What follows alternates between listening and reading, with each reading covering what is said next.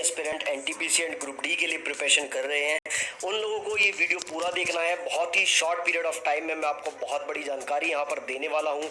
ऐसा वीडियो आपने यूट्यूब पर पहले नहीं देखा होगा। नॉर्मलाइजेशन को समझने का सबसे आसान तरीका मैं आपको इस वीडियो में बताने वाला हूँ। साथ ही यहाँ पर मैं आपको बताऊंगा किस तरह से 40 नंबर लाकर भी स्टूडेंट का सिलेक्शन हो जाता है, जबकि 70 या 75 नंबर लाकर भी स्टूडेंट जो है फेल हो जाते हैं। तो नॉर्मलाइजेशन का क्या पूरा प्रोसेस होता है वो मैं आपको इस वीडियो में बताऊंगा। किस तरह से आपकी एक्यूरेसी यानी कि नेगेटिव मार्किंग का प्रभाव पड़ता है आपके नॉर्मलाइजेशन पर। और इस वीडियो में मैं आपको एक ऐसा पॉइंट बताने वाला हूं जिसका ध्यान अगर आप रखेंगे तो डेफिनेटली आपका नॉर्मलाइजेशन है वो हो जाएगा, यानी कि आपके मार्क्स बढ़ जाएंगे और आपको भी नॉर्मलाइजेशन का फायदा मिल जाएगा। तो गाइस वीडियो आप लोगों को पूरा देखना है और अगर आप लोग चैनल पर पहली बार विजिट कर रहे हैं तो चैनल को सब्सक्राइब करके बेल आइकन को प्रेस कर लीजिए फ्यूचर में आने वाले वीडियोस के नोटिफिकेशन सबसे पहले पाने के लिए।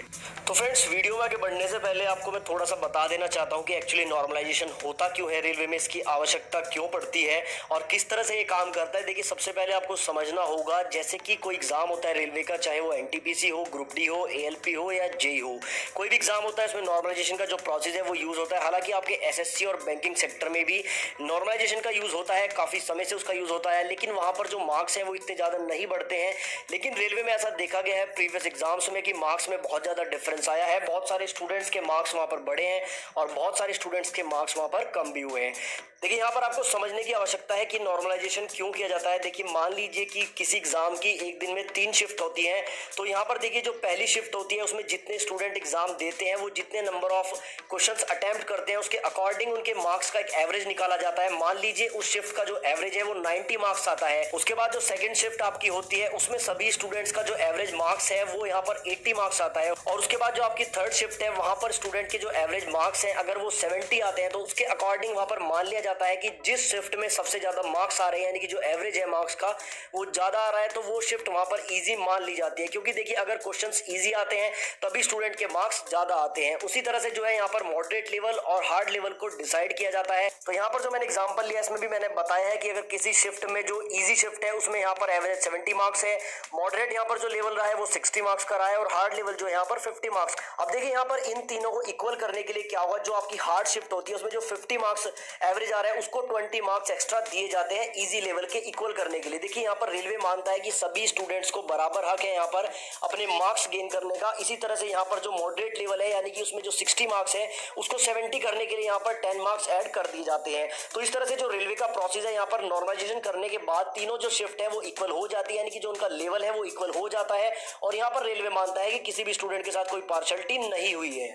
अब देखिए जो नॉर्मलाइजेशन का प्रोसेस है यहाँ पर एक छोटी सी गलती स्टूडेंट कर देते हैं जिसके कारण उनके मार्क्स बढ़ने की बजाय कम हो जाते हैं। कई बार ऐसा भी होता है कि एक ही शिफ्ट में एक स्टूडेंट के मार्क्स बढ़ जाते हैं और दूसरे स्टूडेंट के मार्क्स वहां पर कम हो जाते हैं। तो उसका जो यहाँ पर मेन रीजन है वो होता है आपकी एक्यूरेसी। अब देखिए यहाँ पर मैं आपको एग्जांपल लेकर बहुत अच्छे से समझा देता हूँ। एग्जांपल के तौर पर मान लेते हैं कि किसी एग्जाम की जो प्रीवियस ईयर कट ऑफ है वो यहाँ पर 80 रही, यानी कि 100 क्वेश्चन के पेपर में आपको 80 नंबर लाने हैं सिलेक्शन के लिए। अब यहाँ पर देखिए स्टूडेंट जब एग्जाम देने जाते हैं तो उनके माइंड में कहीं ना कहीं रहता है कि उनको जो है 80 मार्क्स वहां पर गेन करने हैं। अब वहां पर एक वो छोटी सी गलती कर देते हैं जो होती है उनकी एक्यूरेसी यानी कि नेगेटिव मार्किंग।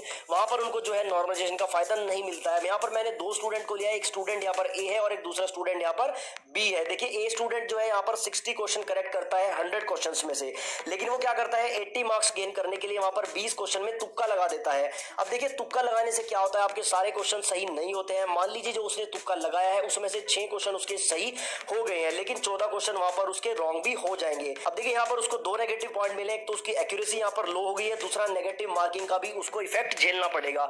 अब देखिए टोटल मार्क्स जो उसके बनेंगे यहाँ पर 60 क्वेश्चन उसने करेक्ट किए हैं 60 मार्क्स के, प्लस 6 क्वेश्चन उसके जो उसने तुक्का लगाया है उसमें उसके करेक्ट हो गए हैं, लेकिन 14 क्वेश्चन जो उसने रॉन्ग किए हैं, अगर मान लीजिए यहाँ पर 1/3 की भी नेगेटिव मार्किंग है तो लगभग 3 से 3.5 मार्क्स उसके यहाँ पर कट जाएंगे। तो यहाँ पर जो उसका टोटल बनता है वो 63 मार्क्स बनता है आफ्टर नेगेटिव मार्किंग।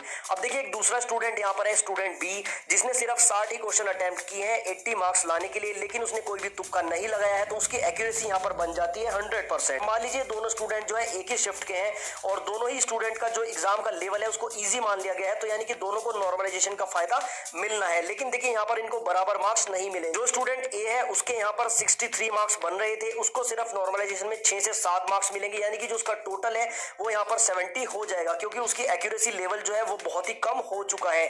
लेकिन यहाँ पर जो दूसरा स्टूडेंट बी है उसको यहाँ पर लगभग 20 मार्क्स आराम से मिल जाएंगे, क्योंकि उसकी जो एक्यूरेसी है वो पूरी 100% है और वो 80 मार्क्स अपने आराम से गेन कर लेगा और उसका सिलेक्शन हो जाएगा। तो गैस इस तरह से यहाँ पर नॉर्मलाइजेशन का प्रोसेस काम करता है। यहाँ पर एक ही शिफ्ट के 2 स्टूडेंट होते हैं तो एक के मार्क्स बढ़ जाते हैं और दूसरे के कम हो जाते हैं। तो आपको सिर्फ यहाँ पर ध्यान रखना है नेगेटिव मार्किंग का, यानी कि आपको अपनी एक्यूरेसी ज्यादा से ज्यादा रखनी है।